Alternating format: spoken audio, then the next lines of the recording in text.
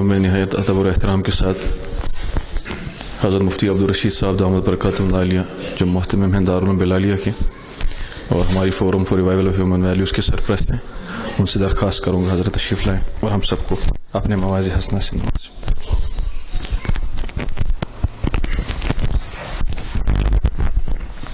السلام علیکم ورحمۃ اللہ۔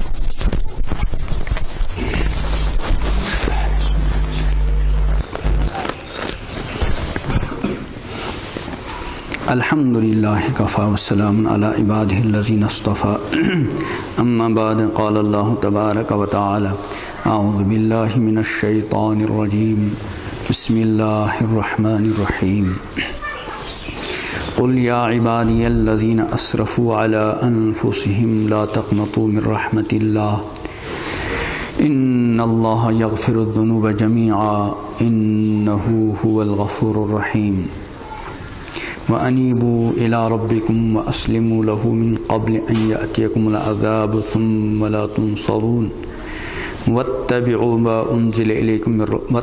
أَحْسَنَ مَا أُنزِلَ إِلَيْكُمْ مِنْ رَبِّكُمْ مِنْ قَبْلِ أَنْ يَأْتِيَكُمُ الْعَذَابُ بَغْتَةً وَأَنْتُمْ لَا تَشْعُرُونَ صدق اللہ مولانا العظیم وصدق رسولہ النبی الکریم ونحن علی ذلک من الشاہدین والشاکرین والحمد للہ رب العالمین۔ اللہم صلی علی سیدنا محمد وعلی آل سیدنا محمد وبارک وسلم۔ اللہم صلی علی سیدنا محمد وعلی آل سیدنا محمد وبارک وسلم۔ اللہم صلی علی سیدنا محمد وعلی آل سیدنا محمد وبارک وسلم۔ حضرات سامعین، نوجوان دوستو،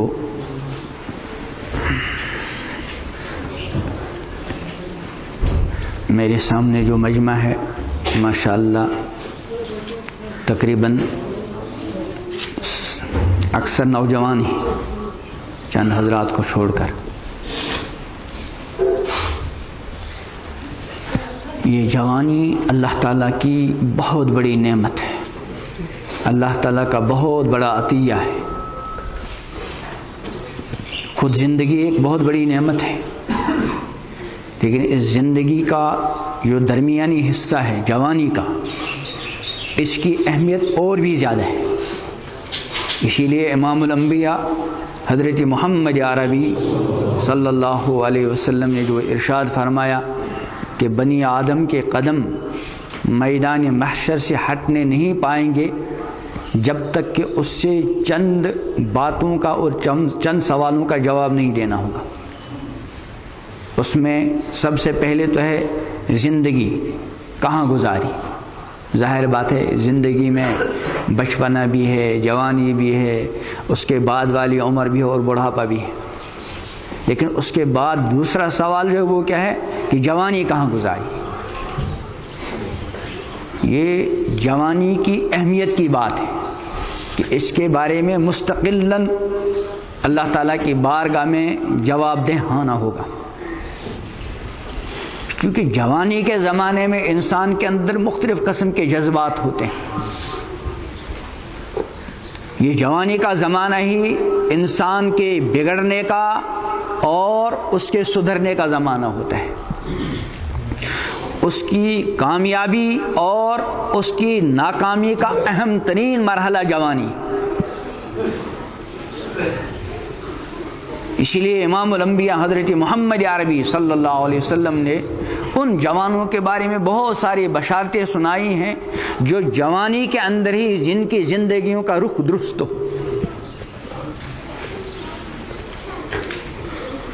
میں ایک حدیث اکثر پڑھا کرتا ہوں اس جوانی کی اہمیت کو بیان کرنے کے لیے کہ امام الانبیاء حضرت محمد عربی صلی اللہ علیہ وسلم نے ارشاد فرمایا ہے روزے کے بارے میں، روزے دار کے بارے میں کہ للصائم فرحتان، اور روزے دار کے لیے دو خوشیاں ہیں۔ اللہ تعالی ہم سب کو وہ خوشیاں نصیب کرے۔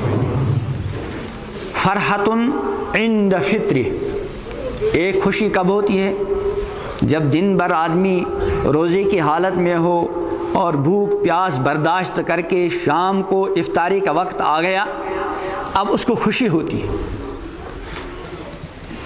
ایک ہے افطاری کی خوشی، بھوک ہے، دن بھر کا بھوکا ہے، پیاسا ہے، اس کو کھانے کا موقع آ رہا ہے، اب پینے کا موقع آ رہا ہے۔ ایک اس بات کی خوشی کہ اللہ تعالیٰ نے اس کو دن بھر روزہ رکھنا نصیب کیا، حالانکہ کہ 12 14 15 16 گھنٹے کا معاملہ ہے۔ وَفَرْحَةٌ عِنْدَ لِقَاءِ رَبِّ، کیونکہ یہ چھوٹے روزے کی افطاری کا وقت ہے۔ یہ جو روزہ اس نے دن بھر رکھا، اس کی ابتدا کب ہوئی؟ صبح صادق، آج 4 بج کر چند منٹ پر صبح صادق ہے، اور یہ روزہ کب کھولے گا؟ 7 بجے کے بعد، تو چند گھنٹے۔ اس لیے یہ والی خوشی جو ہے یہ چھوٹی خوشی ہے کہ اس کو چند گھنٹے کا روزہ رکھنا نصیب ہوا، اور چند گھنٹے روزہ رکھنے کے بعد یہ افطاری کر رہا ہے، تو اس کی بھوک جائے گی، اس کی پیاس کا تدارک ہوگا، اور ساتھ ساتھ وہ دن بھر خوش رہا، اور ایک لمبی اور ابدی خوشی، اور وہ خوشی جو ہے ایک لمبے روزے پر ہے۔ فرمایا فرحۃ عند فطر و فرحۃ عند لقاء ربی، ایک خوشی جب وہ اپنے رب کے ساتھ ملاقات کرے گا، در حقیقت وہ بھی ایک افطاری ہے، اور ایک لمبے روزے کی۔ مفکر اسلام حضرت مولانا سید ابو الحسن علی ندوی رحمہ اللہ کا ایک مضمون پڑھا تھا، اس میں حضرت فرماتے ہیں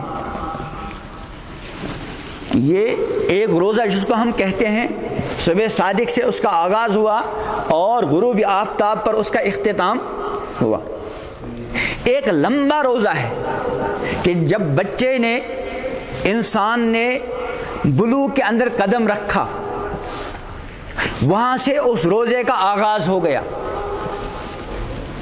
اور جب اس دنیا سے جائے گا اب یہ روزہ کیا ہو گیا؟ اپنے اختتام تک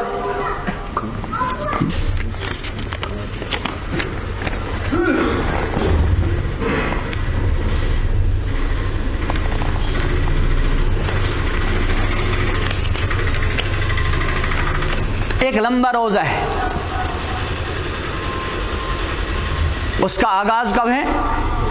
جوانی کے آغاز کے ساتھ ہی۔ اس اعتبار سے ہم سب الحمدللہ اس وقت روزے دار ہیں۔ ہم میں سے شاید کوئی نابالغ ہو، سارے کے سارے یہ بالغ ہیں۔ اب کسی کا روزہ جو ہے 4 سال سے شروع ہو گیا، کسی کا 8 سال سے، کسی کا 10 سال سے، کسی کا 20 25 سال سے، لیکن ہم سب ہیں روزے سے۔ روزے میں کیا ہوتا ہے؟ اللہ تعالیٰ کا حکم جان کر چند چیزوں سے رک جانا۔ آدمی 12 14 گھنٹے اللہ کے حکم کی وجہ سے اچھی نیت کے ساتھ کھانے سے رک جائے، پینے سے رک جائے، اور اپنی نفسانی ضرورت پورا کرنے سے رک جائے، اس کا نام شریعت نے کیا رکھا ہے؟ روزہ، چند گھنٹے کا۔ اور یہ جو لمبا روزہ ہے اس میں چند چیزوں سے نہیں رکنا، بہت ساری چیزوں سے رکنا، بد نگاہی سے رکنا ہے کہ نہیں؟ زبان کے بے شمار گناہ ہیں، جھوٹ ہے، غیبت ہے، بہتان تراشی، کانوں کے گناہ سے رکنا، ہاتھ پیر کے گناہ سے رکنا، شرمگاہ کے گناہ سے رکنا، کمائی کے گناہ سے رکنا، خرچ کے گناہ سے رکنا، غلط معاملات کے گناہ سے رکنا، غلط انداز سے زندگی گزارنے کے گناہ سے رکنا۔ اسی لیے یہ جو روزہ ہے جو آ رہا ہے، اللہ تعالی ہم سب کو نصیب فرمائے۔ امام الانبیاء حضرت محمد عربی صلی اللہ علیہ وسلم کی عادت مبارکہ تھی، جو ہی رجب کا چاند نظر آتا تو آپ دعا فرماتے اللہم بارک لنا فی رجب و شعبان و بلغنا، شعبان اور رجب میں برکت دے اور عافیت کے ساتھ ہم کو رمضان نصیب فرما۔ تو رجب کا مہینہ چل رہا ہے، ایمان والے بندوں اور بندیوں پر روزہ فرض ہے۔ اس روزے کا مقصد کیا ہے؟ اس لمبے روزے کی تیاری۔ چنانچہ فرمایا کتب علیکم الصیام کما کتب علی الذین من قبلکم لعلکم تتقون۔ روزہ اس لیے فرض قرار دیا گیا تاکہ تمہارے اندر کیا ہے؟ تقوی پیدا ہو جائے، تم کو گناہوں سے بچنے کی پریکٹس ہو جائے، مشق ہو جائے۔ کیونکہ یہاں اللہ تعالیٰ کے حکم سے انسان حلال کھانے پینے کی چیزوں سے بھی رکتا ہے کچھ وقت کے لیے. یہ مشق ہے تاکہ اس کے بعد کم از کم حرام چیزوں سے بچنا اس کے لیے کیا ہو جائے؟ آسان ہو جائے. چنانچہ جب بندہ حقیقی معنی میں روزہ رکھتا ہے تو وہ روزے اپنے اثرات دکھلاتے ہیں. تو میں عرض کر رہا تھا للصائم فرحتان، روزے دار کے لیے کتنی خوشیاں ہیں؟ 2، ایک افطاری کے وقت اور ایک اللہ تعالیٰ سے ملاقات کے وقت. تو میں جوانوں سے یہ حدیث بیان کرنے کے بعد گزارش کیا کرتا ہوں کہ ہم سب کے سب روزے دار ہیں. میرے سامنے جو مجمع ہے 90% سے زیادہ ان میں ابھی غیر شادی شدہ ہے، اور بچہ بالغ ہو جائے، بچی بالغ ہو جائے، اللہ تعالیٰ نے ایک نظام رکھا ہے، اس کے اندر نئے قسم کے جذبات ابھرتے ہیں. جیسے آدمی کو بھوک لگتی ہے، پیاس لگتی ہے، اسی طرح اس کے اندر مختلف قسم کے جذبات ہوتے ہیں. روزہ تو سب کا ہے، لیکن ایک خاص قسم کا روزہ غیر شادی شدہ جوانوں کے لیے ہوتا ہے. اب یہ غیر شادی شدہ جوان 2 طرح کے ہوتے ہیں، بلکہ میں اکثر عرض کیا کرتا ہوں 3 طرح کے ہوتے ہیں. جیسے روزے دار 3 طرح کے، ایک نقلی روزے دار، ایک اصلی روزے دار. 2 بھائی ہیں گھر میں، گھر کا ماحول ذرا دیندارانہ ہے، اس لیے کھلم کھلا کوئی روزہ نہ رکھے، گھر کا ماحول اس کی اجازت نہیں دے رہا ہے. لیکن گھر کے اندر 2 بھائی ہیں، ایک آزاد قسم کا ہے، لیکن باپ کے ڈر سے، والدہ کے ڈر سے اور گھر کے ماحول کے اثر کی وجہ سے اس کو سحری کے وقت بیدار ہو کر سب کے ساتھ بیٹھ کر سحری کھانی پڑتی، اور دن بھر وہ کھلم کھلا کچھ کھا پی نہیں سکتا. لیکن وہ جو سحری میں اٹھا اللہ کے خوف سے نہیں بلکہ ان کے ڈر سے، والدین کے سے. اس لیے جب والدین دیکھ رہے ہیں تو وہ کھائے گا پیے گا نہیں، لیکن جہاں والدین کی نظروں سے وہ الگ ہو گیا اور اس کو معلوم ہے کہ والدین کو میری نقل و حرکت کا کچھ علم نہیں، اس وقت وہ کھائے گا بھی پیے گا بھی. شام کو آیا تو اپنے آپ کو گھر والوں کے سامنے کیا ظاہر کرے گا؟ روزے دار. اس کے 2 بھائی اور ہیں جن کے اندر خوف خدا ہے، انہوں نے روزہ رکھا اور اللہ کی رضا کے لیے. لیکن ایک بیچارہ ذرا کمزور قسم کا تھا، 12-1 بجے تک تو وہ بیچارہ برداشت کرتا رہا، سحری جو کھائی تھی اس کا اثر رہا. لیکن 12-1 بجے کے بعد بھوک اور پیاس نے ستانا شروع کر دی. دوسرا ذرا مضبوط قسم کا تھا، اس کو اثر تک کوئی زیادہ اثر نہیں ہوا. اثر کے بعد تھوڑی بہت بھوک اور پیاس کا اثر ہو گیا، لیکن اتنے میں افطاری کا وقت آ گیا. جس کی بھوک اور پیاس کا اثر 12 بجے 1 بجے شروع ہو گیا اس نے بھی افطاری کی، اور جس کو اثر تک زیادہ محسوس، اثر کے بعد سے مغرب تک 1-1.5 گھنٹہ اس کو برداشت کرنا پڑا، وہ بھی افطاری کے دسترخوان پر بیٹھ گیا، اور وہ پہلا والا بھی جس نے اپنے آپ کو روزے دار ظاہر کیا، در حقیقت وہ روزے سے نہیں. بتائیے خوشی کس کو ہوگی؟ ہاں، روزے داروں کو کہ بے روزہ کو؟ بلکہ اگر اس بے روزہ انسان کے اندر، جوان کے اندر تھوڑی بہت انسانیت ہوگی تو اس کو خوشی کے بجائے کیا ہوگا؟ شرمندگی ہوگی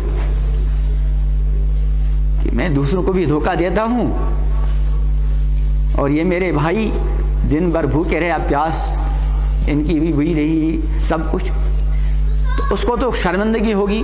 ان دونوں کو کیا ہوگی؟ خوشی. لیکن زیادہ خوشی کس کو ہوگی؟ جس کو 12 بجے سے بھوک شروع ہوگی کہ جس کو 1 عصر کے بعد سے. کیوں؟ اس لیے کہ اس کو زیادہ مشقت اٹھانی پڑی، زیادہ مجاہدہ کرنا پڑا. تو ان 2 کو خوشی ہوگی، لیکن جس کو زیادہ بھوک برداشت کرنی پڑی، زیادہ دیر تک پیاس برداشت کرنی پڑی، اس کی خوشی زیادہ ہوگی، اور جس کو تھوڑی بہت اس کو بھی خوشی ہوگی لیکن اتنی نہیں. اسی طرح سمجھ لیجئے آج کل کے جو نوجوان ہیں، ہمارے بچے ہوں یا ہماری بچیاں ہوں، 3 طرح کے.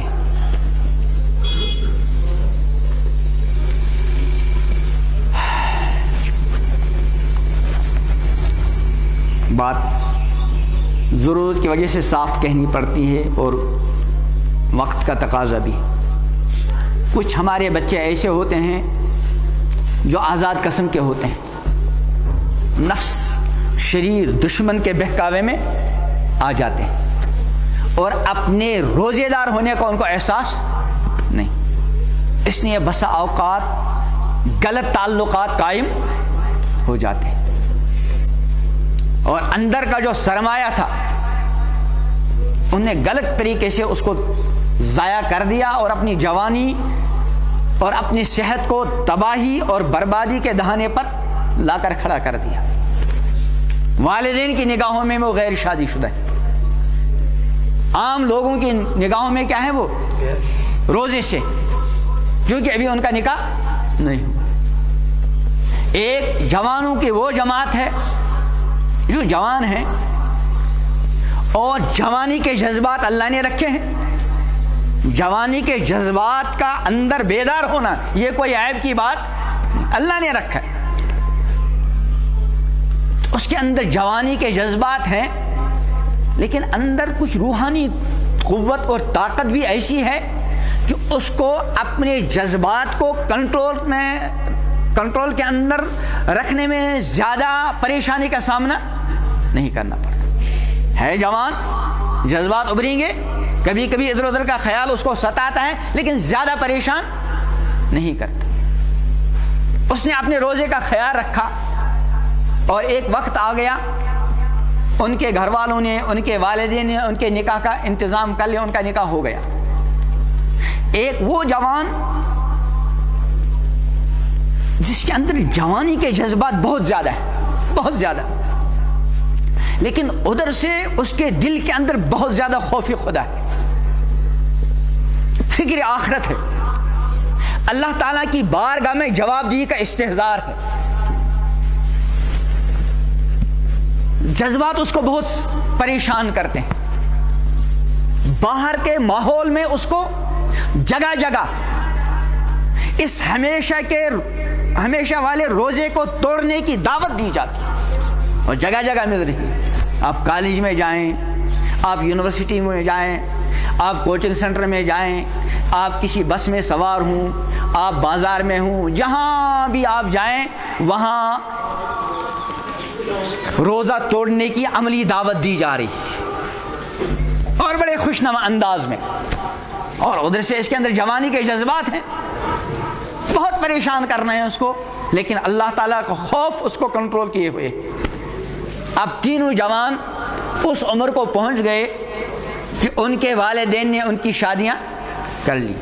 وہ جس نے اپنے روزے کا بالکل لحاظ نہیں رکھا اس کو بھی حلال طیب بیوی اللہ پاک نے عطا فرمائی. اور وہ جوان جس کے اندر جوانی کے جذبات تھے لیکن ان کو کنٹرول رکھنے میں اس کو زیادہ مجاہدہ نہیں کرنا. مجاہدہ تو بہرحال کرنا پڑے گا جوان کو. اس کا بھی نکاح ہو گیا، اس کو بھی حلال طیب بیوی اللہ پاک نے عطا فرمائی. ایک وہ جوان جس کو اپنے جذبات کو قابو کرنے میں بہت زیادہ مجاہدوں کا سامنا کرنا پڑ گیا. مجاہدہ کا مطلب کیا ہے؟ نفس کی مخالفت.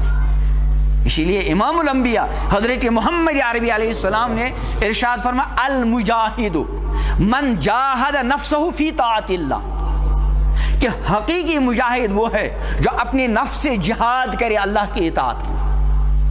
یاد رکھیں وہ جو عرف عام کے اندر جہاد ہے اس کے مقابلے میں بھی یہ جہاد بعض مرتبہ انسان کے لیے بڑا دشوار ہوتا ہے. اگر میں ابھی ان جوانوں کو دلائل کے ذریعے سمجھا دوں اور حقیقی معنی میں جہاد چل رہا ہو، شاید مجھے لگ رہا ہے کہ اکا دھکا کوئی پیچھے رہ جائے گا، باقی سب کے سب کود پڑیں گے.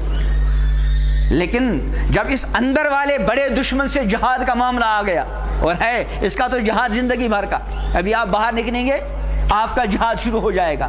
جگہ جگہ آپ کے لیے بد نگاہی سے بچنے کے لیے اپنے نفس سے کیا کرنا پڑے گا؟ مجاہدہ کرنا پڑے گا.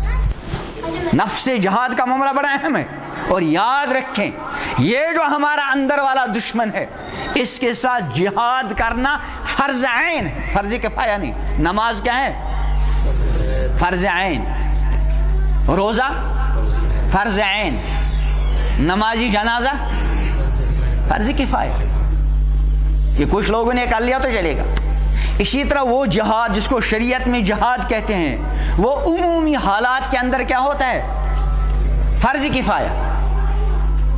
लेकिन ये जो बड़ा दुश्मन हर किसी के साथ लगा हुआ, इसके साथ जिहाद करना क्या है, फर्ज ऐन। हज़रत ईसा अलैहिस्सलाम तशरीफ लाएंगे, वो ज़ाहिरी जिहाद क्या हो जाएगा, मनसूख। लेकिन ये जिहाद कभी मनसूख, वो जिहाद बूढ़ों पर फर्ज नहीं, औरतों पर फर्ज नहीं, माजूरों पर फर्ज नहीं। लेकिन ये वाला जिहाद मर्द पर भी फर्ज, औरत पर भी फर्ज, जवान पर भी फर्ज, अंधे पर भी फर्ज, माजूर पर भी फर्ज, कोई इससे बरी नहीं।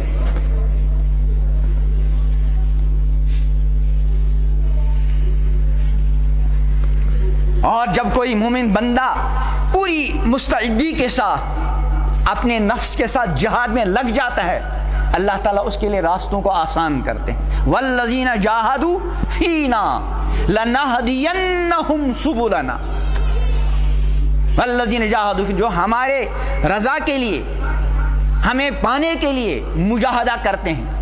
लनहदियन्नहुम, लाम ताकीद, बानूनी ताकीद, लनहदियन्नहुम, ज़रूर भी ज़रूर हम उनको हिदायत देंगे। हिदायत के दो माना बयान किए हैं, एक है इराअतुत तरीक, एक है ईसाल इलल मतलूब। इराअतुत तरीक का मतलब किसी को जम्मू जाना है, आपसे वो रहबरी चाहते हैं, आपने कहा यहाँ से आप फलां जगह जाएं, वहाँ गाड़ी मिलेगी, वहाँ से आप टूरिस्ट सेंटर जाइए, वहाँ सोमो निकलती है, वहाँ से आप सोमो बैठ जाएंगे और आप कहाँ पहुँचेंगे, जम्मू, या कहीं और जाना था। इसको कहते हैं इराअतुत तरीक। एक है ईसाल इलल मतलूब, कोई आ रहा था, उसको यहाँ मजलिस में शिरकत करनी थी, उस मजलिस के अंदर शिरकत की वजह से एक तो वो बाहर मिला आपको। अभी मुझे कोई बच्ची भी फ़ोन कर रही थी कि कहीं मजलिस है, कहाँ है, तो मैंने फैज़ान को फ़ोन किया, तो मैंने उसको फ़ोन पर बता दिया कि फ़लाँ जगह है और वहाँ एक गली आती है, वहाँ कोई मस्जिद अबू बकर सिद्दीक है रज़ी अल्लाह। इसको कहते हैं इराअतुत तरीक। एक ये कोई मजलिस में आना चाह रहा था, वहाँ बाहर आपको मिला, उसने कहा मैं मजलिस में जाना चाहता हूँ, आपने उसको अपने साथ उठाया और मस्जिद में पहुँचा दिया। इसको कहते हैं ईसाल इलल मतलूब, मंजिल मकसूद तक पहुँचाना। ये जो है वल्लज़ीना जाहदू फीना, मुजाहदा करने वालों के लिए, लनहदियन्नहुम, ज़रूर भी ज़रूर हम हिदायत देंगे उनको अपने रास्तों की, यानी उनको हम मंजिल मकसूद तक पहुँचा कर रखेंगे। तो मैं अर्ज़ कर रहा था, तीन तरह के नौजवान, उनको अल्लाह पाक ने हलाल तय्यब बीवियां अता फरमाई। अब वो पहला वाला नौजवान जिसने अपने रोजेदार होने का कोई लिहाज नहीं रखा, अपनी जवानी का जिस तरह चाहा गलत इस्तेमाल किया। अब जब उसको हलाल तय्यब बीवी मिल गई, बाज़ मरतबा ऐसा होता है वो बेचारा बीवी के काबिल ही नहीं रहा और कह भी नहीं सकता। बहुत सारे ऐसे पूछने वाले पूछते हैं ऐसे लोग कि अपनी जवानी का इस तरह गलत इस्तेमाल किया, अब बीवी के लायक ही नहीं रहे, सारी उनकी सलाहियतें खत्म हो गई। अब जब उसको हलाल तय्यब बीवी अल्लाह पाक ने अता फरमाई, अगर थोड़ी बहुत उसको खुशी हुई, अल्लाह ने रखा एक निज़ाम, लेकिन खुशी से ज्यादा उसको क्या होगी, शर्मिंदगी। इसकी एक और मिसाल मैं अर्ज करता हूँ, मिसाल के जरिए बात का समझना आसान हो जाता है। आप कहीं सफर में थे, सफर बड़ी मशक्कत का था और लंबा रास्ता था, रास्ते में कोई हलाल चीज खाने को नहीं मिली, कहीं कुछ हराम गोश्त पक रहा था। दो साथी एक साथ थे, बाद मरतबा शरीयत इजाजत भी देती है जब ऐसे हालात हों कि बिल्कुल आदमी इज़्तिराब की हालत में हो। कुरान पाक में फमन यज़्तुर्र गैर बाग़िन वला आदिन फला इस्म अलैह। तो बहरहाल एक ने मजबूर होकर वो हराम खाना खाया, दूसरे ने थोड़ा सा सब्र, आगे चले तो हलाल तय्यब खाना मिल गया। अब दोनों ने खरीदा, बताइए खुशी किसको होगी? जिसने हराम से, आज तक उसने हराम खाया नहीं था, अब भूख ऐसी आ गई, बेचारा मजबूर हो गया, लेकिन आगे चलकर हलाल मिल गया। خوشی کس کو ہوگی؟ جس نے حرام سے اپنے آپ کو کیا کیا؟ بچایا. اس کو ندامت ہوگی کاش کہ میں بھی 1-2 گھنٹے کا اور صبر کرتا اور یہ حرام چیز میرے معدے میں نہ جاتی. تو اس لیے اس جوان کو جس نے اپنے روزے کا لحاظ نہیں رکھا اس کو خوشی نہیں ہوگی. اگر تھوڑی بہت ہوئی بھی، اگر وہ اس کے اندر کچھ احساس زندہ ہے تو اس کو اپنے کیے ہوئے پر ندامت اور شرمندگی ہوگی. کاش کہ میں انتظار کرتا حلال طیب نعمت کا. اور وہ جو دو نوجوان ہیں جن میں ایک کو تھوڑا مجاہدہ کرنا پڑا اور دوسرے کو بہت زیادہ مجاہدہ کرنا، ان دونوں کو بے انتہا خوشی ہوگی. ایک خوشی تو مشترکہ ہوگی کہ اللہ تعالیٰ نے ان کو حلال طیب نعمت عطا کی. بیوی اللہ تعالیٰ کی حلال طیب نعمت ہے. عورت کے لیے شوہر اللہ تعالیٰ کی حلال طیب نعمت. وہ حلال صرف کھانے پینے میں نہیں ہوتا، کمائی میں حلال و حرام، اسی طرح ہر چیز میں حلال و حرام. تو جتنا اس کو حلال طیب بیوی ملنے پر اور خاتون کو حلال طیب شوہر ملنے پر خوشی ہوگی، اس سے لاکھوں گنا زیادہ اگر اس کے اندر واقعی صحیح شعور ہے، جتنا اس کو حلال طیب بیوی ملنے پر یا حلال طیب شوہر ملنے پر خوشی ہوگی، اس سے کئی گنا زیادہ اس کو خوشی ہوگی کہ اللہ نے اس کو حرام سے بچایا.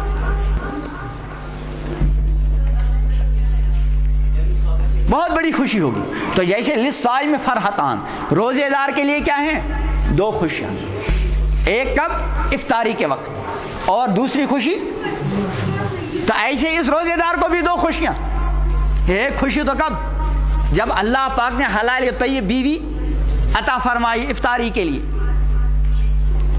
اور دوسری خوشی عند لقاء رب، جب اللہ سے ملاقات کا موقع آ گیا.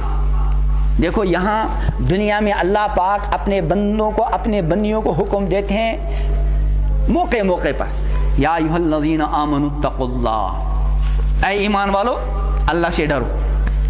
ولتنظر نفس ما قدمت لغد، یا ایھا الذین آمنوا اتقوا اللہ وقولوا قولا سدیدا، یا ایھا الذین آمنوا اتقوا اللہ حق تقاته.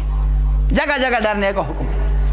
اب جو بندہ ڈرتا رہا اور روزے سے رہا زندگی بھر، اس کی آنکھ روزے سے، زبان، کان، اب جب اللہ تعالیٰ سے ملاقات کا موقع آ گیا اور اس دنیا سے جانے کا وقت آ گیا، اب تک تو حکم کیا تھا؟ ڈرتے رہو، ڈرتے رہو، ڈرتے رہو، کہیں روزہ نہ ٹوٹے، کہیں آنکھ کے ذریعے روزہ نہ ٹوٹے، کہیں زبان کے ذریعے نہ ٹوٹے، کہیں کان کے ذریعے نہ ٹوٹے، کہیں کسی اور جسم کے عضو کے ذریعے روزہ نہ ٹوٹے. اس لیے جگہ قدم قدم پر کیا حکم تھا؟ ڈرتے رہو، ڈرتے رہو، ڈرتے رہو. اب جب یہ روزہ رکھنے کا زمانہ ختم ہو گیا اور اللہ تعالیٰ سے ملاقات کا موقع آنے والا ہے، تو اس دنیا سے جانے سے پہلے ہی اس کے لیے خوشیوں کا انتظام ہو گیا. قرآن مقدس میں ہے ان الذین قالوا ربنا اللہ، جنہوں نے کہا ہمارا رب کون ہے؟ اللہ. الحمدللہ ہم سب اس آیت کے مصداق ہیں، ہم سب نے کیا کہا ہے؟ ہمارا رب کون ہے؟ اللہ. اس کے بعد کیا ہوا؟ ثم استقاموا، پھر روزے سے رہے، استقامت کے ساتھ ڈٹے رہے. یہ جو ربنا اللہ کہا، اس ربنا اللہ کا جو تقاضا تھا، اپنی آنکھوں کے ذریعے، اپنی زبان کے ذریعے، اپنے ہاتھ پیروں کے ذریعے، اپنے دل و دماغ کے ذریعے، اپنی کمائی کے ذریعے، اپنے عہدے اور منصب کے ذریعے، اپنی تجارت کے ذریعے، اپنے لین دین کے ذریعے، اپنے پڑوسوں کے ساتھ زندگی گزارنے کے ذریعے، ہر موقع پر اس نے ربنا اللہ ہونے کا کیا رکھا؟ لحاظ. ثم استقاموا، ڈٹے رہے. اسی کو میں نے سمجھانے کے لیے کیا کہا؟ پھر روزے سے رہے یہاں تک افطاری کا وقت آ گیا، یعنی اس دنیا سے جانے کا وقت آ گیا. تتنزل علیہم الملائکہ. اب افطاری کا وقت ہے نا، اور افطاری کا وقت کیا ہوتی ہے؟ خوشی. ایک چھوٹی خوشی وہ تو کب ہوئی؟ جوانوں کے لیے خصوصی بات عرض کر رہا ہوں، جب ان کی شادی ہوئی، حلال طیب نعمت اللہ پاک نے عطا فرمائی، ایک خوشی تو اس وقت ہوئی، لیکن وہ چھوٹی والی خوشی ہے. ایک بڑی خوشی وہ کب؟ جب بڑے روزے کا اختتام ہو رہا ہے اور اختتام کب ہوگا؟ جب اس دنیا سے جائے گا. تتنزل علیہم الملائکہ. وہاں تو خوشی کا انتظام کس نے کیا؟ ان کے والدین نے. اچھا رشتہ دیا، تلاش کیا. اور یہاں اللہ تعالیٰ خود انتظام کر رہے ہیں اور اپنی طرف سے اس کو خوش کرنے کے لیے کس کو بھیج رہے ہیں؟ فرشتوں کو. تتنزل علیہم الملائکہ. فرشتے اترتے ہیں. خود اترتے ہیں کہ بھیجے جاتے ہیں؟ فرشتے خود اترتے ہیں کہ بھیجے جاتے ہیں؟ وہ تو پیغمبروں کے بعد بھی خود نہیں آتے. امام الانبیاء حضرت محمد عربی صلی اللہ علیہ وسلم، جن کی شان بعد از خدا بزرگ توئی قصہ مختصر. ایک مرتبہ جبریل علیہ السلام سے آپ نے فرمایا، ذرا بیچ میں ذرا توقف ہو گیا تھا، زیادہ زمانہ گزر گیا تھا، تو آپ نے فرمایا جلدی جلدی آتے. تو کیا فرمایا؟ وَمَا نَنَزَّلُ إِلَّا بِأَمْرِ رَبِّكَ. یا رسول اللہ صلی اللہ علیہ وسلم، ہم تو جب بھی آتے ہیں تو آپ کے رب کے حکم ہی سے آتے ہیں، خود نہیں آتے. اور یہ بھی نہیں کہ اللہ بھیجنا چاہتے ہیں، اللہ کو یاد ہی نہیں رہا. اس نے کیا فرمایا؟ وَمَا كَانَ رَبُّكَ نَسِيًّا. آپ کا رب بھولنے والا بھی، کہ بھیجنا تو چاہتے تھے لیکن الحمد باللہ دھیان نہیں رہا، یاد نہیں رہا. اس نے اللہ نے کہا، فرشتوں نے کیا کہا؟ اللہ نے کہلوایا کیا ہم نہیں اترتے ہیں مگر تیرے رب کے حکم سے، اور تیرا رب بھولنے والا بھی نہیں. تو پیغمبروں کے پاس خود نہیں آتے، عام مسلمان کے پاس کیسے خود آئیں گے؟ اس نے کون بھیجتے ہیں؟ فرشتے. اور فرشتے کیا کہتے ہیں؟ اب تک جو پیغام فرشتوں کے ذریعے آیا تھا پیغمبر علیہ السلام پر اور آپ کے واسطے ایمان والوں پر، اس میں جگہ جگہ کس کا حکم تھا؟ ڈرتے رہو، ڈرتے رہو، ڈرتے رہو. لیکن اب جو افطاری کا حکم آ گیا، وقت آ گیا، تو کیا فرمایا؟ اللہ تخافو. ڈرنے کی ضرورت نہیں. اللہ تخافو، خوف مت کرو. ولا تحزنو، غمگین ہونے کی ضرورت نہیں. خوف اور غم، حزن کہتے ہیں کوئی مصیبت، کوئی چیز چھوٹ رہی ہے، اس کی وجہ سے آدمی کو کیا ہوتا ہے؟ غم. اور آئندہ کسی پریشانی کا اندیشہ ہو تو آدمی پر کے دل پر ایک خوف طاری ہوتا ہے. یہاں دونوں چیزیں، ایک جب بیچارہ بندہ دنیا سے جا رہا ہے، اس کے رشتہ دار، اعزاء، اقارب، بیوی، بچے سب چھوٹ رہے ہیں. زندگی بھر جو مال کمایا تھا وہ بھی چھوٹ رہا. تو فرشتے کیا کہتے ہیں اللہ کے حکم کہ بھائی غمگین ہونے کی ضرورت نہیں. اور دوسرے کہ بھائی جانا ہے اللہ کی بارگاہ میں، اپنی زندگی، جوانی، کمائی، خرچ، علم کا کیا دینا ہے؟ حساب. تو اس کے لیے کیا کہا؟ اللہ تخافو، بھائی خوف زدہ ہونے کی ضرورت اور غمگین ہونے کی بھی ضرورت، بلکہ خوف اور غم کے بجائے وَأَبْشِرُوا، خوش ہو جاؤ، خوشی حاصل کرو، خوشخبری حاصل کرو. بالجنت التی کنتم توعدون، اس جنت کی جس کا تم سے کیا کیا گیا؟ وعدہ. اب آگے کیا کہتے ہیں؟ نحن اولیاؤکم فی الحیات الدنیا. اب اس کے پیچھے دو چیزیں چھوٹ رہی تھی، ایک اس کی کمائی، اس کا مال، اور دوسرے اس کے اعزاء و اقارب. بھائی جب کوئی آدمی دنیا سے رخصت ہو جاتا ہے، اس کی ساری کمائی یہیں رہ جاتی ہے کہ نہیں؟ اسی لیے تو امام الانبیاء حضرت محمد عربی علیہ السلام نے فرمایا کہ بنی آدم کہتا ہے میرا مال، میرا مال. حالانکہ اس کا مال نہیں مگر تین چیزیں، ایک وہ جو کھا کر ہضم کر لیا، دوسرے وہ جو پہن کر پرانا، اور تیسرے وہ جو اپنی زندگی میں اپنی آخرت بنانے کے لیے اللہ کی رضا کے واسطے کسی اچھے کام میں خرچ. یہ تین چیزیں تو اس کی ہیں، باقی اس کا تو جا رہا ہے. کروڑوں کا روپے، جو کروڑ روپے کمائے تھے وہ بیچارے کے. ایک تو اس کا غم تھا، دوسرے بیوی، بچے، اعزاء، اقارب جن کے ساتھ 50 60 70 سال کی زندگی گزاری تھی، وہ سارے کے سارے پیچھے رہ گئے، بیچارہ اکیلا جا رہا ہے. تو دو چیزوں کا غم، ایک مال کا غم اور ایک اپنے اہل و عیال، اعزاء، اقارب کا غم. دونوں کا بدل. فرشتے کیا کہتے ہیں؟ اللہ کا کلام ہے. دوستوں کا بدل پہلے، نحن اولیاؤکم، کہ بھائی ہم تمہارے دوست ہیں. دنیا کے دوستوں کا کوئی بھروسہ، آج دوست ہے تو کل دشمن. اس لیے امام الانبیاء حضرت محمد عربی صلی اللہ علیہ وسلم کی وہ حدیث ہے کہ احبب حبیبک ہونما، کہ اپنے دوست سے دوستی کرو ذرا اعتدال کے ساتھ. یہ نہیں کہ ایسی دوستی کر لی کہ اپنی زندگی کے سارے راز اس کے سامنے کھول دی. کیوں ایسا کیوں نہیں کرنا؟ عسیٰ ان یکون بغیضک یوما ما، ہو سکتا ہے کسی دن دشمن بن جائے. اب تم نے دوستی کے اس میں آ کر اپنی ساری زندگی کی ڈائری اس کے سامنے کھول کر رکھ دیا. اب جو دشمنی پر اتر گیا تو اس نے تمہاری ڈائری کو چھاپنا شروع کر دیا. ابغض بغیضک ہونما، اور اگر کسی دشمنی بھی کرنی ہو تو وہاں بھی اعتدال کے اندر رہنا. یہ نہیں کہ دشمنی کی ساری حدود پار کر دو. کیوں؟ عسیٰ ان یکون حبیبک یوما ما، ہو سکتا ہے کبھی تمہارا کیا بن جائے؟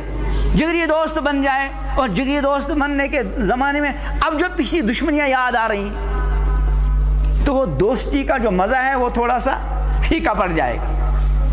تو دنیا کے جتنے دوست ہیں اول تو ان کی دوستی کا مدار بھروسہ کچھ نہیں. اسی لیے ایمان والے بندے کو کسی کے کو دوست بنانے سے پہلے اس کی دوستی کے انجام کو سوچ لینا چاہیے.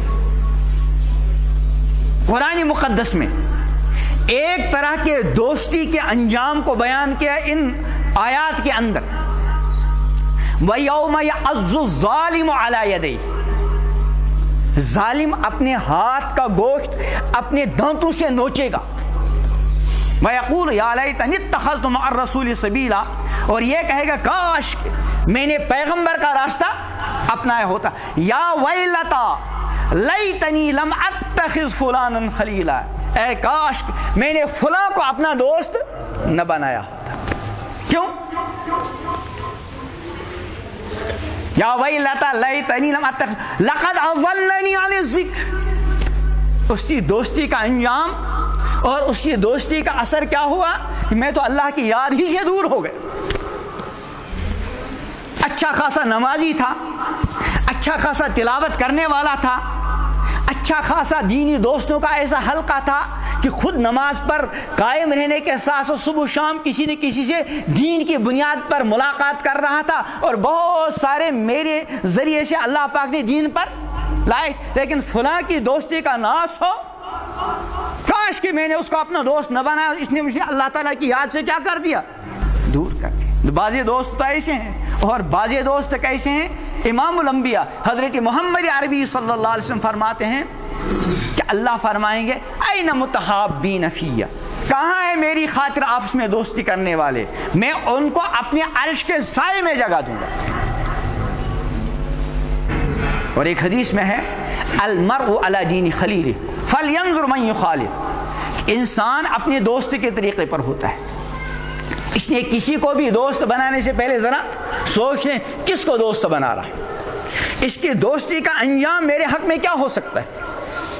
تو بہرحال دنیا کی دوستی کبھی کارآمد ہوتی ہے اور کبھی نقصان دہ. تو ان دوستوں کے مقابلے، اس اہل و عیال کے مقابلے میں فرشتے کیا کہتے ہیں؟ نحن اولیاؤکم، ہم تمہارے دوست فی الحیات دنیا، دنیا میں بھی اور وفی الآخرہ، وہاں بھی ہماری دوستی کیا رہے گی. فرشتے اپنی دوستی کا حق ادا کرتے ہیں. مختلف کاموں پر انسان رات بھر سویا رہتا ہے، کچھ بھی ہو سکتا ہے، کیڑے مکوڑے، لیکن اللہ تعالیٰ نے فرشتوں کا پہرا لگایا ہوا ہوتا ہے. وہ اپنی دوستی کا حق ادا کرتے ہیں، اور آخرت میں تو انشاءاللہ دوستی کا حق ادا کریں گے. تو دوستوں کا متبادل تو کیا کون بن گئے؟ فرشتے. اب کیا رہا؟ اس کی کمائی، اس کا مال، اس کے بدلے میں کیا فرماتے ہیں کہ وَلَكُمْ فِيهَا مَا تَشْتَهِي أَنفُسُكُمْ وَلَكُمْ فِيهَا مَا تَدَّعُونَ. دو جملوں میں سب کچھ بتا دیا. دو چیزیں ہوتی ہیں، کبھی آدمی کا کسی چیز کو جی چاہتا ہے لیکن کسی وجہ سے زبان پر نہیں لا رہا، اور کبھی آدمی کوئی چیز اپنی زبان سے مانگتا ہے، کسی افسر سے، کسی بڑے سے، یعنی اپنی کسی خواہش کا اپنی زبان سے کیا کرتا ہے؟ اظہار. دنیا میں کوئی بھی ایسا نہیں ہوگا جس کی ہر خواہش پوری ہوئی ہوگی. یا ہے کوئی دنیا میں ایسا ہے کہ اس کی ہر خواہش پوری ہو؟ ایسا تو نہیں ہو سکتا. اور بفرض محال ایسا ہوگا نہیں کہ کسی کی ہر خواہش پوری ہو دنیا میں. بفرض محال اگر ہر خواہش پوری ہوئی تو اس کی بڑی خواہش کیا ہوگی؟ اب موت نہ آئے. یہاں تو تھوڑا بہت عیش و آرام میں آدمی ہوتا ہے, وہ بھی مرنے کو نہیں چاہتا. اب جس کی ہر خواہش پوری ہو وہ کب مرنے کو چاہے گا؟ تو یہاں کسی کی کوئی ہر خواہش پوری نہیں ہوتی, اور کسی کی ہر ڈیمانڈ اور ہر مطالبہ بھی پورا نہیں ہوتا. اللہ پاک نے جنت کے بارے میں 2 جملے ارشاد فرمائے کہ تمہاری ہر خواہش پوری ہوگی, جو تمہارا جی چاہے گا وہ ملے گا. وَلَكُمْ فِيهَا مَا تَدَّعُونَ, اور جو تمہارا مطالبہ ہوگا. اب رہا کیا؟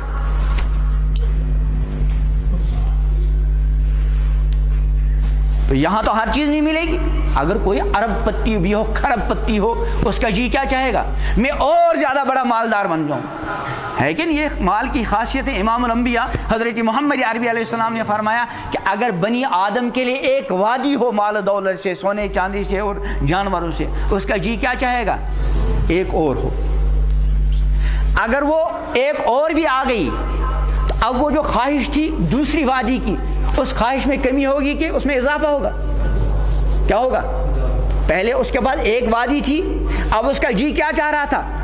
ایک وادی اور وہ آ گئی, اب اس کا جی کیا چاہے گا؟ 2 وادیاں اور. ایک نہیں, پہلے تو ایک تھی, اس لیے ایک کی خواہش تھی, ایک اور ہو.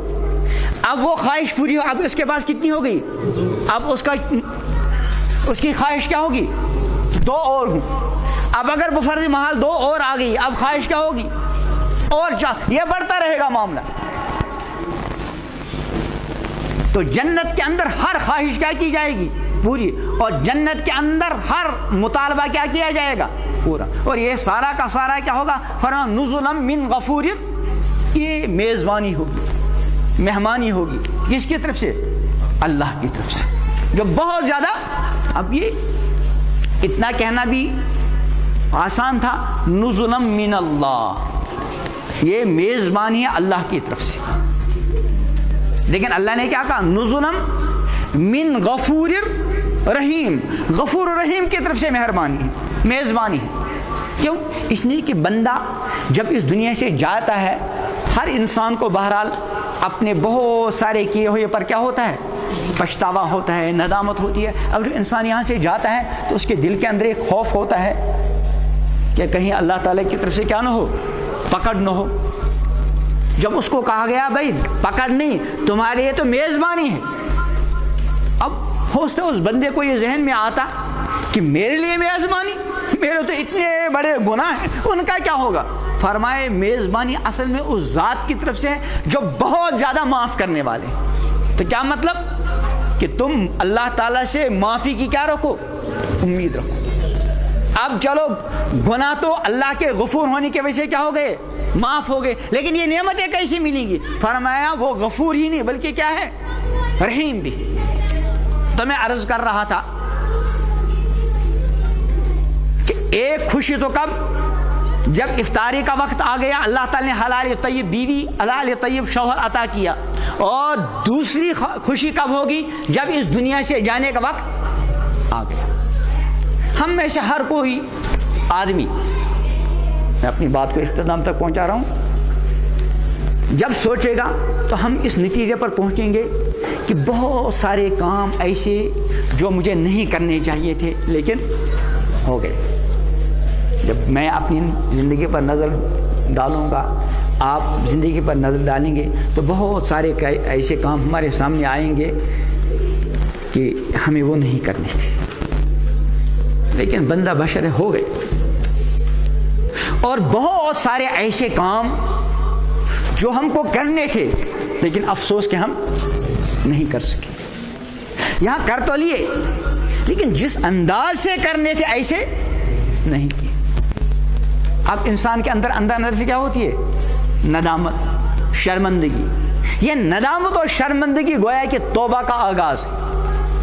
اس لیے حضرت عبداللہ ابن مسعود رضی اللہ تعالیٰ عنہ, جو امام الانبیاء حضرت محمد عربی صلی اللہ علیہ وسلم کے بہت بڑے صحابی ہیں, افقہ الصحابہ, ان کا ارشاد ہے الندم التوبہ, یہ ندامت اور شرمندگی یہ توبہ ہے. اسی لیے گناہگار دو طرح کے، ایک وہ گنہگار جس کو اپنی گنہگاری پر ندامت و شرمندگی ہو، اور دوسرا وہ گنہگار جس کے اندر سے ندامت و شرمندگی کیا ہو گئی؟ ختم ہو گئی. یہ گنہگار بہت زیادہ خطرے میں اس گنہگار کے مقابلے میں جو گنہگار تو ہے لیکن اس کو اپنی گنہگاری کا کیا ہے؟ احساس. اسی لیے امام الانبیاء حضرت محمد عربی صلی اللہ علیہ وسلم نے ارشاد فرمایا اذا سرت کا حسنتک وساعت کا سیئتک فانت مومن، جب تمہاری نیکی تم کو خوش کر دے اور تمہارا گناہ تم کو بے چین کر دے فانت مومن، تو تم مومن. آدمی نے نماز پڑھی، آدمی نے تلاوت کی، آدمی کو اللہ سے مانگنے کی توفیق ہوئی، آدمی نے کسی غریب کے کام آیا، آدمی نے کسی یتیم کے سر پر ہاتھ رکھا، آدمی کسی بیوہ کے کام آیا، آدمی کسی سیلاب زدہ کے کام آیا. اس کام آنے کی وجہ سے اس کو اندر سے کیا ہو رہی ہے؟ خوشی. یہ خوشی ہونا ایمانداری کی کیا ہے؟ علامت ہے. بندہ گیا اچانک نگاہ غلط جگہ پڑ گئی، زبان سے کوئی ایسی بات نکلی جو نہیں ہونا تھا، کوئی ایسا غلط